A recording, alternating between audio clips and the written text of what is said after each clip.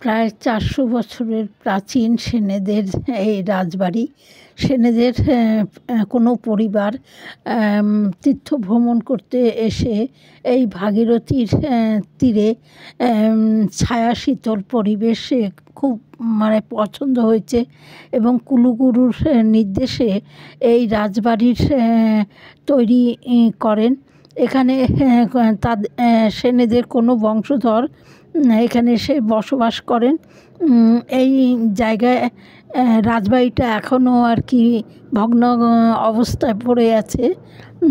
আর এখানে যদি আপনারা আসেন, এটা স্টেশন থেকে, গুপ্তিপাড়া স্টেশন থেকে প্রায় টোটো করে 10 মিনিটে আপনারা পৌঁছে যাবেন এবং এখানের রাজবাড়ির যে সব ভগ্ন অবস্থায় আছে তা দেখলে মানে খুব ভালো লাগবে।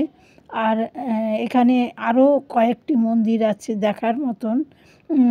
এই দৃশ্য মানে কী বলবো, ভাগীরথীর তীরের এই এলাকাটা খুব সুন্দর এলাকা।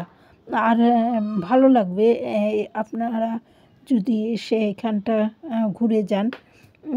ভীষণ সুন্দর এলাকা।